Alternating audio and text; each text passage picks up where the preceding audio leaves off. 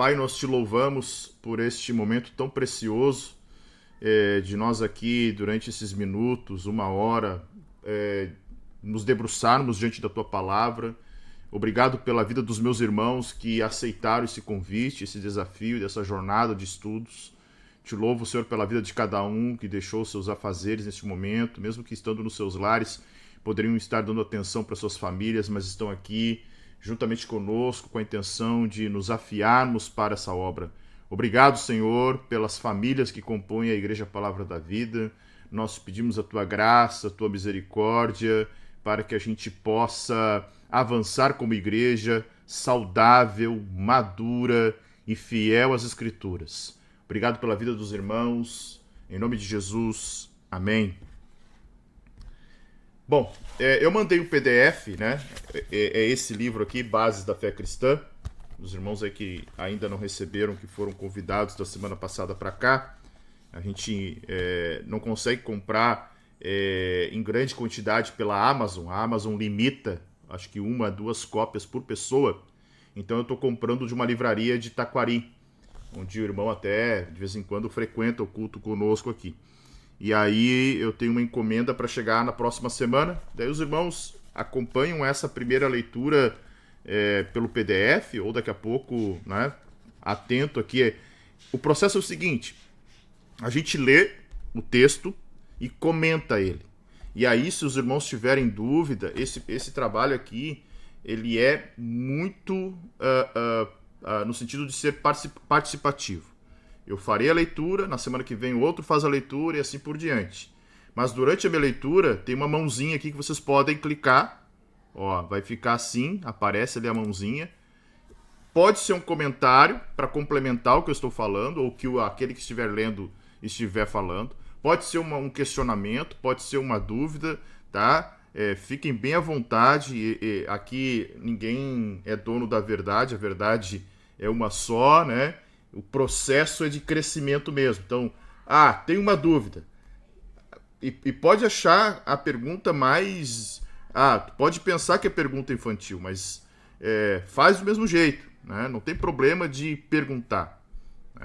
Tô com dúvida nisso. Nunca me explicaram aquilo. Fica à vontade de levantar a mãozinha e perguntar, que a ideia é justamente que a gente cresça aqui em conhecimento todos juntos, tá bem? Então eu vou começar a leitura, faço um comentário. Se de algum parágrafo alguém tiver algum questionamento, fique à vontade. Eu quero contribuir, quero colocar alguma coisa, né? Pastor, tô certo nesse conceito? Os irmãos aqui juntos vão poder discutir se estamos certos ou não, e a gente vai avançando e vai construindo juntos este conhecimento, tá bem? Esse livro, irmãos, esse autor chamado Wayne Grudem, ele é um teólogo renomado, ele é um professor e pesquisador de teologia, e ele tem uma sistemática exaustiva que tem quase 1.600 páginas, né? E esse livro aqui ele chama de Bases da Fé Cristã, 20 fundamentos que todo cristão precisa entender. E a gente, na Igreja Palavra da Vida, entendeu que é necessário a gente fundamentar as pessoas na verdade e principalmente nivelar os conhecimentos a respeito da própria verdade, quando a gente fala principalmente das Sagradas Escrituras. Porque alguns irmãos são novos convertidos, outros nem tanto, outros passaram por outros ministérios, então a gente precisa entender se todos compreendem a mesma coisa e se a gente, né, de certa forma, avança com o mesmo conhecimento, e até para que ninguém fique num conhecimento defasado, né? Então, o primeiro capítulo, aqui como introdução, eu vou falar um pouquinho. Ó. Ele aborda o que é a Bíblia, a que Deus se assemelha, o que é a Trindade, o que é a criação, o que é a oração, o que são anjos, Satanás e demônios, o que é o homem, o que é o pecado, quem é Cristo, o que é a expiação, o que é a ressurreição, o que é a eleição, o que significa tornar-se um cristão, o que são justificação e adoção, o que são santificação e perseverança, o que é a morte, o que é a igreja, o que acontecerá quando Cristo retornar, o que é o juízo final e o que é o céu. São temas aparentemente simples, mas se nós fôssemos aqui escrever um parágrafo sobre cada um deles, ou se a nossa igreja, ou se as igrejas de Lajeado, as pessoas fossem escrever, eu garanto para os irmãos que nós teríamos respostas bem distintas. Né? Então, por mais que seja assim, ó, olhar para a capa do livro e ver bases da fé cristã, a gente vai dizer, esse livro é para o novo convertido. Não, esse livro é para toda a igreja. Livro para quem vai discipular, para quem vai liderar, para quem vai cuidar, e a gente vai adotar futuramente ele realmente como um material para toda a igreja. Aí o primeiro capítulo, ele fala sobre a Bíblia. Mas olha que texto interessante que ele vai falar sobre a Bíblia. Ele fala sobre a autoridade da Bíblia, fala sobre a clareza da Escritura, a necessidade da Escritura, a suficiência da Escritura, e ele avança depois para os demais capítulos. Então eu vou ler o primeiro capítulo e vou comentar com vocês. O que é a Bíblia? Qualquer análise responsável de uma simples crença cristã deve estar baseada no que Deus disse sobre o assunto. Portanto, ao olharmos para uma série de crenças cristãs básicas, faz sentido começar com um fundamento dessas crenças, as palavras de Deus ou a Bíblia. Um tópico que a Bíblia abrange minuciosamente é ela mesma, isto é, a Bíblia nos diz o que Deus pensa sobre suas próprias palavras. A opinião de Deus sobre suas palavras pode ser dividida em 4 categorias gerais: autoridade, clareza, necessidade e suficiência. Ou seja, o que o Gruden está dizendo? Que as Escrituras interpretam as Escrituras. Ele está dizendo que toda a nossa crença deve estar baseada na Bíblia. Por que hoje nós temos tantas heresias, tantas distorções da verdade? Porque muitas delas não estão baseadas na Bíblia. A gente defende, agora estamos no mês da reforma, estou colocando no grupo dos homens lá um áudio todo dia, né, sobre um reformador, e um dos distintivos da reforma dizia o seguinte: somente a Escritura. Quando Lutero cunha esta verdade, ele está dizendo que somente a Bíblia é infalível. Ele não estava ignorando a experiência humana com Deus, ele não estava ignorando a própria tradição da igreja, mas ele estava dizendo o seguinte: olha, a minha experiência pode falhar, a tradição da igreja pode falhar, mas a palavra de Deus não falha. Por isso que somente a Escritura é infalível. Tá? Então tudo aquilo que nós sabemos como fé deve vir da palavra de Deus, deve vir da Bíblia. A Bíblia é a verdade para isso. A Bíblia é o fundamento para a nossa fé. Tá bem?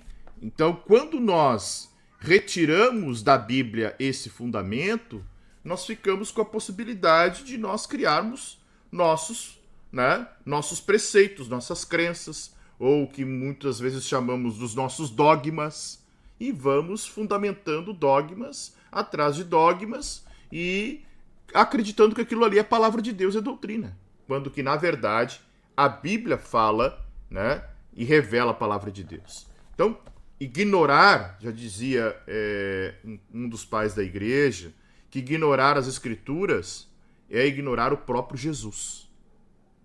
Ignorar a Bíblia é ignorar o próprio Cristo. Porque a palavra é Ele. Ele é a palavra revelada. Aí o primeiro tópico fala sobre a autoridade da Bíblia. Olha só. Irmãos, se tiverem dúvida, por favor, né, manifestem, façam a pergunta. A gente vai junto aqui construindo o pensamento. A autoridade da Bíblia. Todas as palavras da Bíblia são palavras de Deus. Portanto, não crer nelas ou desobedecê-las é não crer em Deus ou desobedecê-lo. Olha que frase importantíssima essa. Então, toda a palavra de toda a Bíblia é a palavra de Deus. Não é, ela contém a palavra. Não, ela é a palavra. A Bíblia é a palavra. A Bíblia é a revelação de Deus. E desobedecer a palavra é desobedecer o próprio Deus. Com muita frequência, as palavras do Antigo Testamento são apresentadas pela frase, assim diz o Senhor. Aí tem textos como Êxodo 4:22, Josué 24:2, 1 Samuel 10:18 e assim por diante. Essa frase, entendida como o mandamento de um rei, indicava que o que se seguia deveria ser obedecido sem objeção ou questionamento. Então, toda vez que um profeta se levantava, toda vez que um homem de Deus se levantava dizendo assim diz o Senhor, eles paravam. Ou seja, cumpra, obedeça. É um mandamento. Deus está mandando. Tá? Até mesmo as palavras do Antigo Testamento, não atribuídas a situações diretas de Deus, são consideradas palavras dele. Paulo, em 2 Timóteo, capítulo 3, verso 16, deixa isso bem claro quando escreve que toda a Escritura é inspirada por Deus. Alguém pode ler, por favor? 2 Timóteo, capítulo 3, e o verso de número 16. Esse é um texto importante, irmãos, que enfatiza esse capítulo aqui, tá? É um texto que a gente... eu sei que às vezes a gente tem tanta coisa, tantos afazeres na vida, mas esse é um texto para a gente memorizar, tá? 2 Timóteo, capítulo 3 e o verso de número 16. Quem achou aí, por favor, pode abrir o microfone.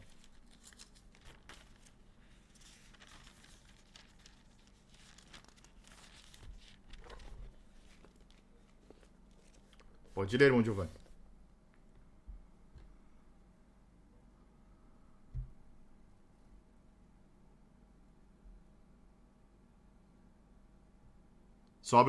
Não está aberto o microfone, tá?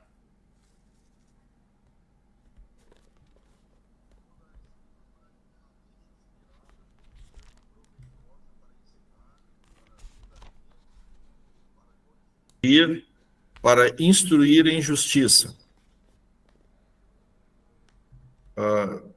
Último versículo 17, para que o homem de Deus seja perfeito e perfeitamente instruído para toda boa obra. Maravilha. Excelente. Esse é o texto que fala sobre a autoridade da palavra de Deus. Ou seja, Paulo está dizendo que toda a Escritura é divinamente inspirada. Tá? É um testemunho de Paulo dizendo a Bíblia toda foi inspirada. E ela serve para ensinar, para corrigir, para instruir. Tá? Aí ele vai dizer o seguinte: o Novo Testamento também afirma que em suas palavras são as próprias palavras de Deus. Em 2 Pedro 3,16, o apóstolo se refere a todas as cartas de Paulo como formando um todo com as Escrituras. Alguém pode ler esse texto de 2 Pedro? Interessante, né? 2 Pedro 3,16 também, igual ao 2 Timóteo 3,16. Uma referência que fica fácil para a gente memorizar. Aqui é Pedro falando e colocando os textos de Paulo no mesmo nível de importância dos demais textos da Bíblia. Tá? Quem achou pode ler. 2 Pedro, capítulo 3, verso 16. Se tiver alguém aí que possa ler, fica à vontade.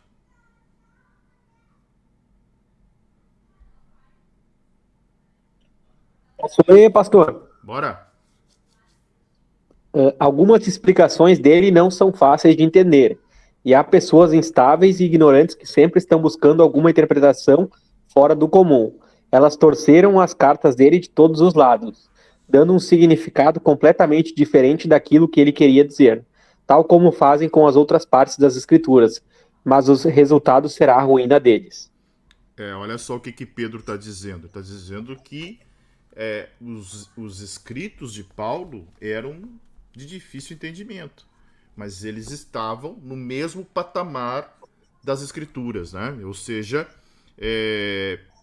Pedro e a igreja primitiva consideravam os escritos como parte da mesma categoria que os textos do Antigo Testamento.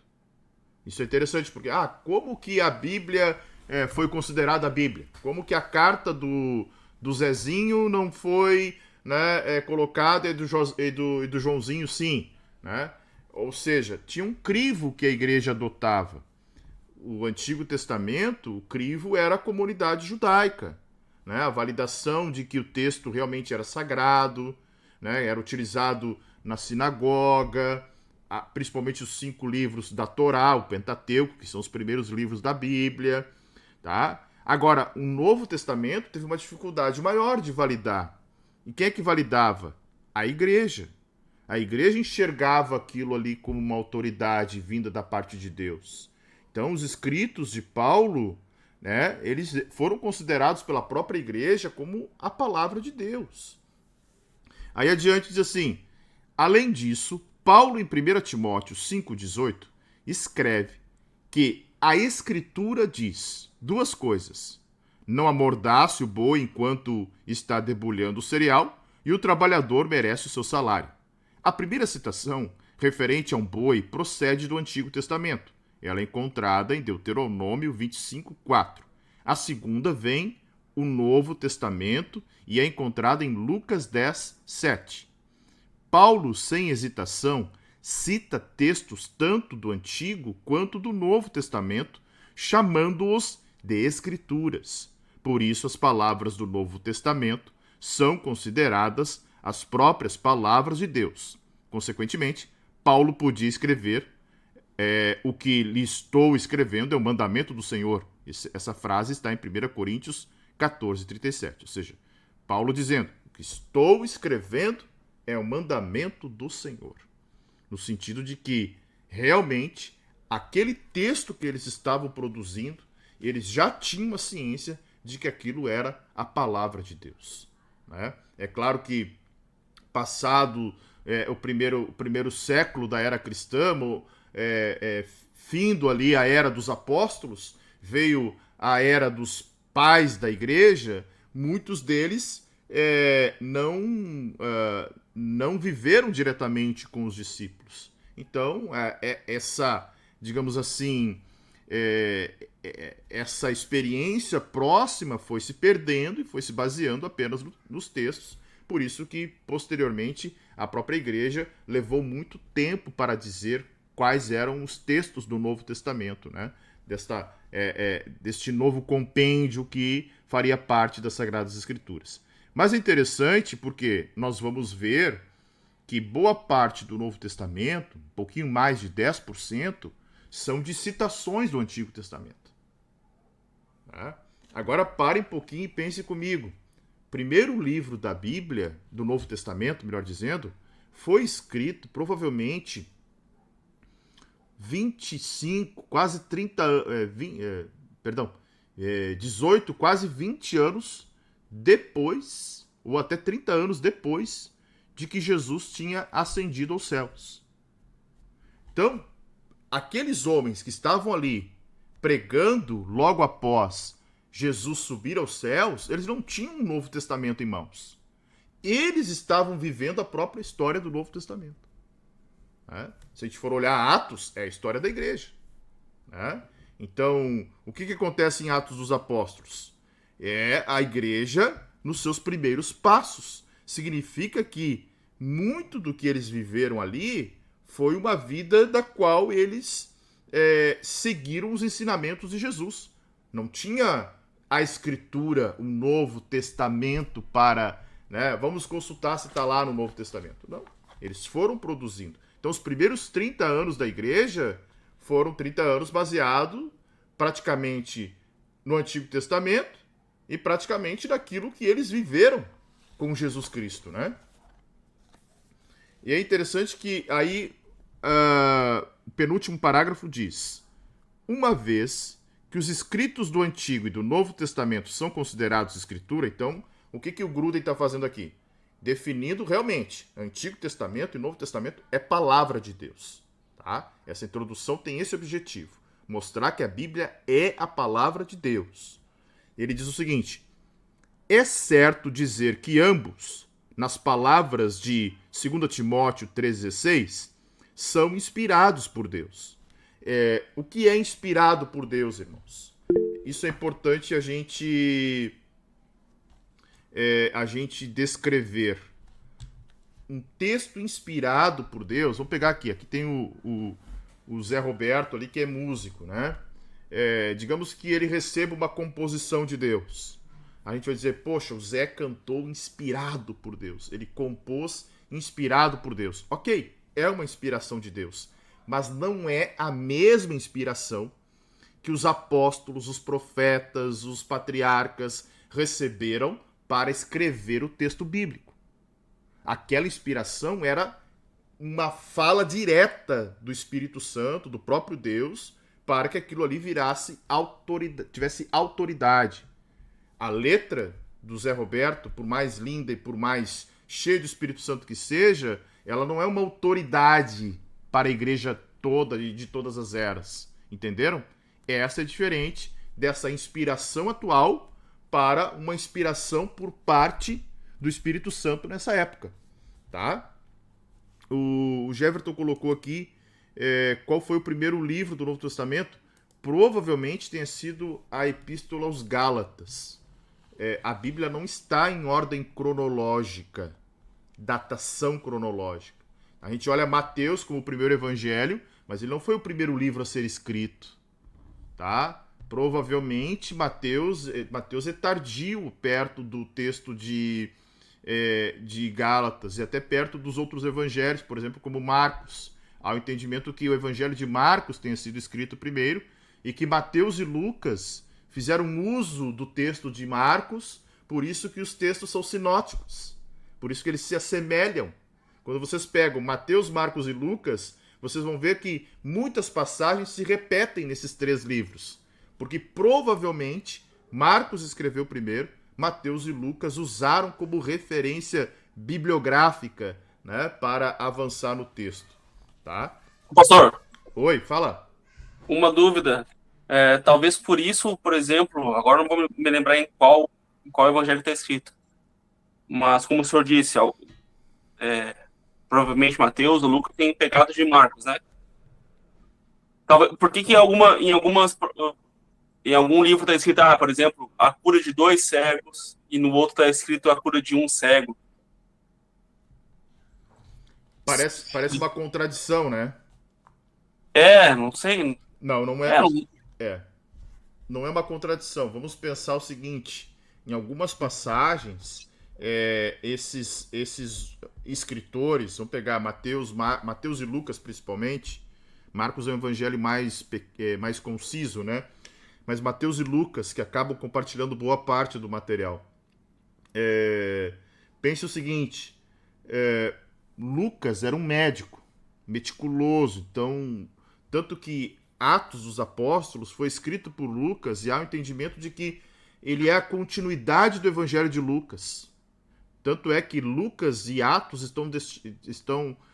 têm um mesmo destinatário, Teófilo. Né? Então são 2 livros destinados ao mesmo destinatário. Então, provavelmente, Lucas foi mais detalhista em relação a outros evangelistas. Né? Narrou com mais detalhe, fez mais pesquisa, tanto que ele começa o evangelho dizendo justamente o seguinte, que ele fez uma pesquisa apurada, detalhada, né? Ele pesquisou, ele ouviu pessoas que eram testemunhas oculares dos fatos. Há o entendimento, e tem evidência disso dentro do próprio Evangelho de Lucas, que Lucas provavelmente entrevistou até mesmo Maria, porque há uma genealogia dentro do Evangelho de Lucas que é um pouquinho diferente da genealogia que está no Evangelho de Mateus. Há o entendimento que o Evangelho de Mateus apresenta uma genealogia da parte de José e o Evangelho de Lucas uma genealogia da parte de Jesus. Ou melhor, de Maria, perdão. Por isso que os nomes vamos lá, alguns nomes se repetem e outros não na genealogia. Por quê? Porque eles se casavam entre parentes. Né? Os primos casavam entre si para manter a mesma tribo. Nós vamos ver que depois do cativeiro babilônico voltou uma pequena parcela, ou seja, os familiares ali realmente casavam um com o outro. Né? A prima casava com o primo, o sobrinho casava, e assim ia. Né? Então o que acontece? A genealogia se torna parecida. Mas essa diferença que dá, às vezes, um cego e 2 cegos, talvez até mesmo por ser tardio, né? Por ser tardio, pode ser que um evangelista escreveu primeiro, o outro teve outra informação e foi lá. Não era um cego, eram 2. Né? Então não é uma contradição, e sim, nós precisamos entender que os evangelhos, por exemplo, possuem datações diferentes. Né? Então, o Novo Testamento não foi escrito primeiro Mateus, depois Marcos, depois Lucas, depois João, depois Atos e assim por diante. Né? Tá bem? Voltando lá, página 16, tá? Estamos falando sobre a autoridade da Bíblia. Por que a Bíblia ela é autoritativa no sentido de ser a palavra de Deus? Eu estava falando sobre a inspiração, né? Dando o exemplo de que o Zé escreveu uma composição, e cantou, a gente diz, poxa, que canção inspirada por Deus. A inspiração do autor bíblico era diferente, aquela cessou. Por que cessou? Porque não tem mais revelação da parte de Deus em relação à autoridade canônica. O que é autoridade canônica? É o texto autoritativo dizendo que a igreja de todas as eras deve seguir. Então, quando Paulo escreve aos Gálatas, por exemplo, ele está recebendo uma inspiração divina e escrevendo para todas as igrejas, não só da Galácia, mas até o dia que Jesus voltar. Agora, o texto que o Zé escreveu para uma composição é de uma experiência dele com Deus, é do testemunho dele com Deus, que não deixa de ser inspirado, mas é um recorte da história, da vida dele. Enquanto que a Bíblia é para todas as eras, é um mandamento, é mandatório, tá bem? Se tiver alguma dúvida, perguntem, tá? Ou se desejarem complementar, por favor, fiquem à vontade. Então, concluindo, eu vou repetir aqui o parágrafo para a gente retomar o raciocínio. Uma vez que os escritos do Antigo e do Novo Testamento são considerados escritura, isso está vencido. Ou seja, não é igual dois pastores, um pastor e um coach aí escreveram um tempo atrás dizendo que a Bíblia contém a palavra de Deus. Porque se nós entrássemos na ideia de que a Bíblia contém a palavra de Deus, quem seria o fiel da balança para dizer o que é e que não é palavra de Deus? Então nós estamos aqui em 14 pessoas. Para cada um de nós aqui poderia dizer, não, isso aqui é palavra de Deus, isso aqui não é, isso aqui não é. Aí seria uma confusão. Então a gente entende que toda a Bíblia, conforme o texto que o irmão Giovanni leu, 2 Timóteo 3,16, toda a escritura é divinamente inspirada. Tudo é palavra de Deus. Daí alguém poderia dizer, mas pastor, lá no Antigo Testamento, Davi pecou com Batseba. Então, devo fazer a mesma coisa? Escutem a diferença. Existem textos mandatórios, né? Textos prescritivos e textos descritivos. O texto de Davi e Batseba descreve a pecaminosidade do homem e descreve um fato da história. Quando Jesus diz, amai-vos uns aos outros, ele está sendo prescritivo, ele está prescrevendo. É igual quando você vai no médico e ele te prescreve um remédio. Você deve tomar aquilo ali, é um mandamento para que você melhore. Jesus está prescrevendo o mandamento. Amem uns aos outros. Então esse texto é prescritivo. É mandatório, é mandamento. Já o texto de Davi com Batseba é descritivo, está relatando uma história. Mas mesmo assim, é a palavra de Deus. Tá? Bueno, avançando. Aí ele diz o seguinte: é certo dizer que ambos, tanto o Antigo quanto o Novo Testamento, nas palavras de 2 Timóteo 3,16, são inspirados por Deus. Isso faz sentido quando consideramos a promessa de Jesus de que o Espírito Santo faria lembrar os discípulos de tudo quanto Jesus lhes havia dito. João 14, 26. Foi como os discípulos escreveram as palavras inspiradas pelo Espírito que livros como Mateus, João, 1ª e 2ª Pedro foram escritos. Ou seja, essa inspiração, de novo, né, pegando o exemplo lá que eu falei anteriormente, essa inspiração fez com que os autores bíblicos recebessem a revelação de Deus. Alguém lê para mim Deuteronômio 29, 29. Deuteronômio 29, 29. Vamos ver o que diz lá.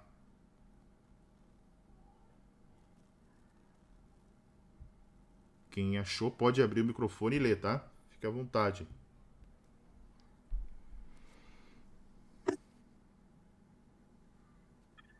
As coisas encobertas pertencem ao Senhor, nosso Deus, porém as reveladas nos pertencem, a nós e a nossos filhos, para sempre, para que cumpramos todas as palavras desta lei.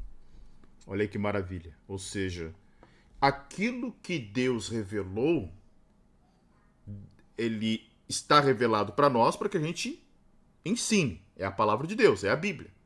Aquilo que Deus não revelou está oculto, pertence a ele. Às vezes as pessoas dizem, mas como é que aconteceu? Os dinossauros, como é que o diabo caiu? Será que ele caiu, fez aquela explosão, a terra se tornou sem forma e vazia? A gente até pode ter essa vontade, essa curiosidade, querer especular, mas não foi revelado. Por mais que os homens especulem, não vão saber. Deus não revelou isso. Né? É mistério para a ciência mais avançada. É mistério. Os homens não sabem. Mas aquilo que está revelado, isso nos cabe e isso a gente pode fazer uso. Né? Então, o Gruden está dizendo que os discípulos e outros autores bíblicos escreveram as palavras porque eles foram inspirados pelo Espírito Santo. A Bíblia diz que existem várias maneiras, Hebreus 1:1, pelas quais suas palavras reais foram escritas. Às vezes, Deus falava diretamente ao autor, que tão somente registrou o que ouviu. Daí ele dá o exemplo de Apocalipse. Ou seja, às vezes, o próprio Deus, o próprio anjo, ou o próprio Cristo se direcionava para o autor bíblico e falava com ele. Tá? Em outras ocasiões, o autor se baseou muitos dos seus escritos em entrevistas e pesquisas. Foi o caso de Lucas. Lucas, ele não apenas recebeu da parte de Deus, mas ele principalmente pesquisou, ele foi atrás. Então, às vezes a gente pensa assim, a Bíblia é a revelação de Deus. Daí qual é o primeiro pensamento que a gente tem? Deus ditou as palavras. Não, Deus não ditou as palavras. Deus inspirou. Ou seja, é a teoria da inspiração plena, ou seja, tudo é palavra de Deus, e verbal, foi comunicada. A palavra de Deus foi comunicada ao homem e o homem a registrou. Às vezes as pessoas dizem, a Bíblia foi escrita por homens. Aí tem um pastor que dizia, claro, queria que os cavalos escrevessem. Não tem como. Qual a criatura de Deus capaz de escrever? Somente o homem. Qual é a forma de comunicação padrão que rompe eras? A escrita. Não tem outra. Então a única forma de um texto se perpetuar, de uma palavra se perpetuar, é pela escrita. Naquela época não tinha gravação de áudio, seria muito mais fácil se tivesse, né? Mas não tinha. Era o papiro velho, né? Então era a forma como um texto poderia romper eras e chegar até outras gerações. Aí ele diz o seguinte: em outros momentos, o Espírito Santo trouxe à mente coisas que Jesus ensinou. João 14, 26. Independentemente de como as palavras chegaram até os autores, o que eles escreviam era uma extensão de si mesmos, de suas personalidades, habilidades, origens e treinamento. Mas também eram exatamente as palavras que Deus desejava que eles escrevessem, as próprias palavras que Deus reivindicaria como suas. Ou seja, aquele texto que foi lido anteriormente, de Pedro, que Pedro fala que as palavras de Paulo eram de difícil entendimento, mostram justamente isso. Ou seja, Pedro era um pescador com uma linguagem mais simples, Paulo era um doutor da lei. E Pedro está dizendo que os textos de Paulo eram de difícil entendimento, porque, claro, eles estavam influenciados pela característica de Paulo. Mas mesmo assim, tanto o texto do pescador Pedro quanto do doutor Paulo, eles eram, diante da igreja, tinham a mesma importância, o mesmo peso e a mesma autoridade, tá? A mesma inspiração. As próprias palavras as próprias palavras que Deus reivindicaria como suas, né? Tanto de Pedro quanto de Paulo. Primeiro parágrafo lá da página 17. Visto que Deus reclama as palavras da Escritura como suas próprias, então não há, em última análise, nenhuma autoridade a quem apelar como prova dessa reivindicação, senão a própria Escritura. Então, se Deus está dizendo que a Bíblia é a palavra de Deus, qual é a forma de eu reivindicar que ela é a palavra de Deus? A própria Escritura comprova isso. A prova dessa reivindicação é a própria Bíblia. Daí ele diz, pois quem autoridade pode ser maior que a de Deus? Assim, a Escritura definitivamente obtém sua autoridade dela própria. É o que a gente chama a Escritura interpreta a Escritura. Tá? A Bíblia tem um texto magnífico. Lembram da passagem de Jesus com os discípulos de Emaús? Jesus morreu, né? Ressuscitou no domingo, pela manhã. Os discípulos estavam apavorados, muitos discípulos, não apenas os 11, né? De Jerusalém para Emaús, tipo uma caminhada, vamos pensar assim, uma caminhada Lajeado-Estrela, tá? Os discípulos estão caminhando, Jesus encosta do lado. E aí Jesus começa a conversar com eles, meio que se fazendo desentendido, e eles, surpresos, né? Tu é o único que não sabe o que está acontecendo em Jerusalém. E aí Jesus começa a explicar para eles, né? Tudo que as Escrituras falavam. A Bíblia fala claramente. Jesus passou a explicar para eles tudo que a Bíblia falava a seu respeito. Tudo que as Escrituras falavam a seu respeito. Esse é um bom testemunho. O próprio Cristo dizendo que a palavra falava dele. O próprio Cristo dizendo, a palavra dá testemunho de mim. Ou seja, a autoridade da palavra de Deus está aí. Mas os reclamos da Escritura somente se tornam nossas convicções pessoais através da obra do Espírito Santo no coração individual. Bom, vamos lá. A palavra diz que Jesus, né, é o verbo, a palavra testifica dele, as profecias do Antigo Testamento também testificam, mas como eu vou crer nisso? Isso é obra do Espírito Santo.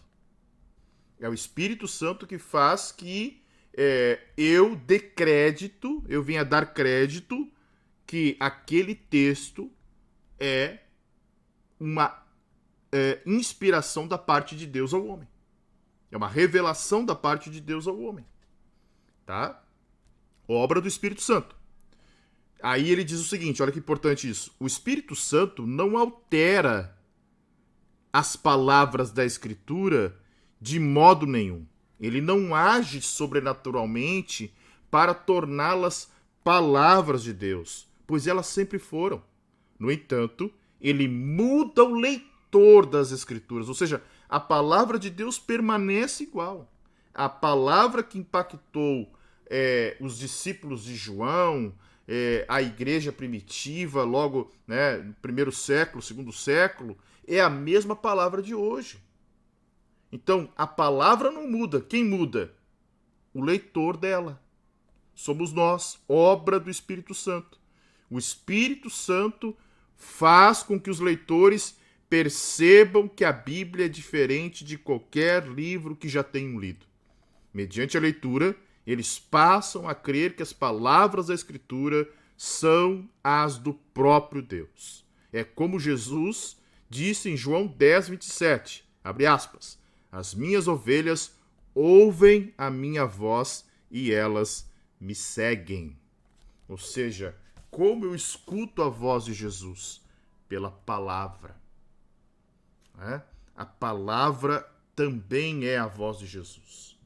E ao receber essa palavra, obra do Espírito Santo, eu passo a dar crédito nela e crer realmente que ela é a revelação da parte de Deus para o homem.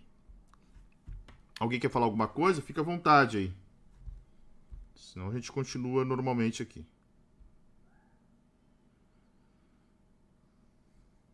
Continuamos? Outros tipos de argumentos, como confiabilidade histórica, consistência interna, profecias cumpridas, influência sobre outros e a majestosa beleza e sabedoria do conteúdo, podem ser úteis para nos auxiliar a ver a razoabilidade dos reclamos da Bíblia. Como reais palavras de Deus, as palavras da Escritura são mais do que simplesmente verdadeiras, elas são a própria verdade. Olha que texto magnífico isso. Ela é a própria verdade. Tá? É mais do que dizer assim, a palavra de Deus é verdadeira. Não, ela é a própria verdade. Tá? Então há muitas evidências no próprio texto que mostram que ela é a própria verdade. Elas são o aferidor final pelo qual toda suposta verdade deve ser avaliada. Logo, o que está em conformidade com as Escrituras é verdade. O que não se harmoniza com elas não é verdade. Quer validar, se algum texto, alguma revelação é verdade, confronte com as Escrituras. Se não harmonizar com as Escrituras, não é verdade. Novos fatos científicos ou históricos podem nos levar a reexaminar nossa interpretação das Escrituras, mas nunca a contradirão diretamente. Ou seja, o que o autor está querendo dizer? Que pode ser que uma descoberta arqueológica ou algum fato histórico e científico possam nos trazer uma outra interpretação. E aqui eu vou dar um exemplo. Tá? Vou dar um exemplo que muitas pessoas que querem, às vezes, combater a Bíblia acabam usando. No texto de Josué, nós vamos ver Josué dizendo que o sol parou. As crianças aprendem que não é o sol que gira em torno da terra, né? É a terra que gira em torno do sol. Ou seja, alguém poderia dizer, então o texto está errado, veja. O texto está dizendo que o sol parou, o sol não para. Primeiro, a gente precisa olhar o texto no contexto que ele foi escrito. Na época de Josué, eles não tinham a ideia de translação, rotação, nem faziam ideia, de como era a terra. Então, do ponto de vista de Josué, quem parou? A terra ou o sol? O sol. Foi o sol no ponto de vista de Josué. Mas, mais tarde, depois, se descobriu que não era o sol que parava, sim, que parou provavelmente. Foi a terra. Porque não é o sol que gira, e sim a terra que gira em torno do sol. Então isso significa o seguinte, que os avanços científicos e históricos podem trazer um novo prisma, mas a verdade continua sendo a mesma. Ou seja, houve um evento sobrenatural da qual beneficiou Josué, e Josué venceu ali, Então, não é um texto que foi escrito recentemente. Esse texto foi escrito há mais de 3.000 anos. Então, ele sofre a influência do contexto da época, tá? Mas o que o autor aqui do livro quer dizer é o seguinte, que isso pode nos levar a reexaminar nossa interpretação das Escrituras, mas nunca em contradição com ela. A verdade das Escrituras não exige que a Bíblia relate eventos com detalhamento científico exato, embora todos os detalhes que ela registra sejam verdadeiros. Tampouco que nos conte tudo o que precisamos conhecer ou poderíamos saber de um assunto. Ela nunca faz qualquer uma dessas afirmações.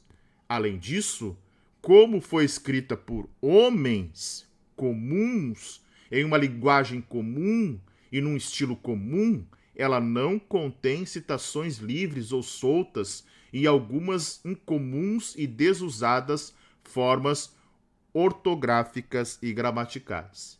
Mas essas não são questões de veracidade. Pensem bem, a língua evolui, a nossa própria língua evolui.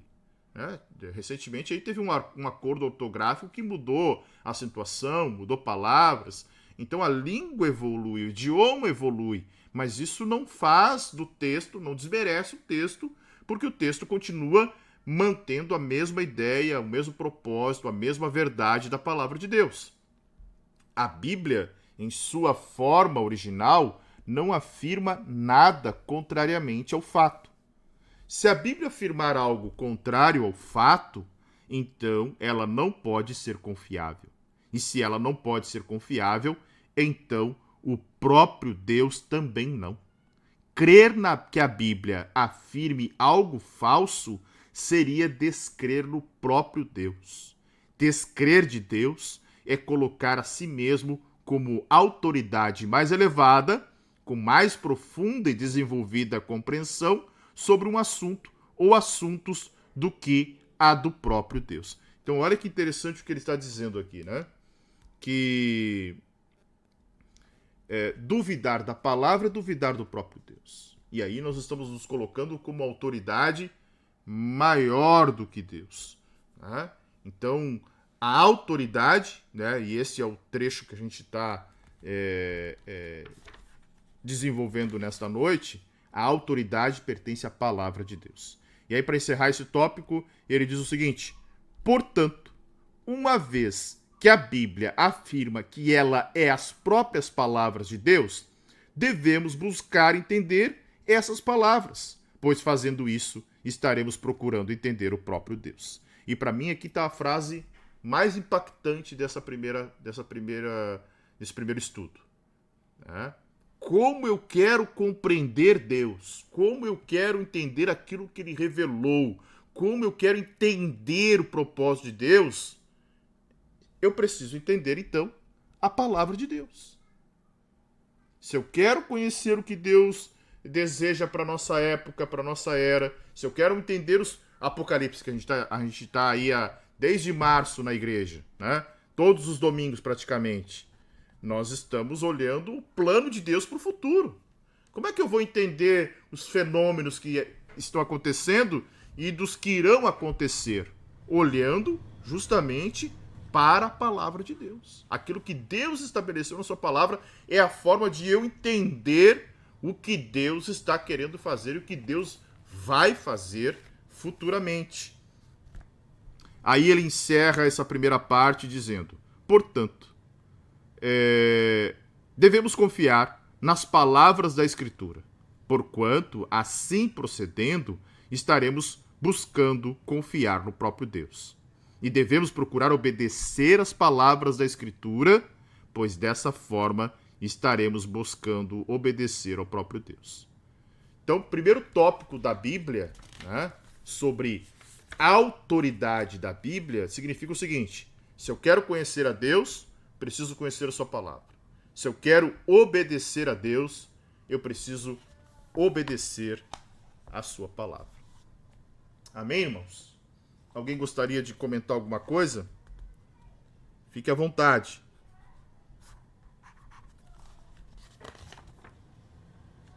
Alguém quer fazer uma pergunta, fazer algum comentário?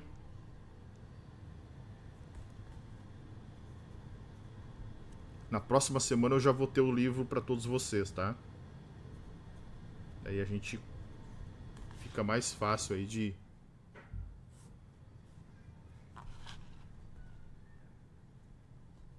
Algum comentário, irmãos? Pergunta, dúvida? Não? Se alguém tem, basta abrir o microfone.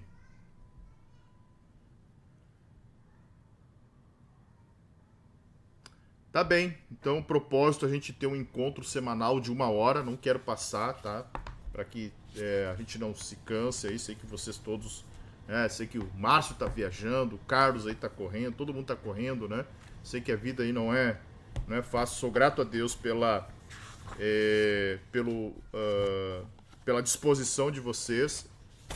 A gente vai avançar em muitos aspectos aqui interessantes, talvez irão surgir dúvidas mais para frente, então fiquem à vontade de perguntar, para a gente debater, para a gente discutir. O propósito aqui é este, tá? Que a gente aprenda junto e que a gente avance como igreja num formato com homens aí capacitados e que a gente consiga, de certa forma, desempenhar essa tarefa que é discipular, né? Muito obrigado. Eu vou pedir para o Silmar aí fazer uma oração nesse momento, agradecer a Deus por esse encontro. E aí, semanalmente, né, 1 horinha aqui juntos para a gente aprender e avançar nessa construção. Bora lá?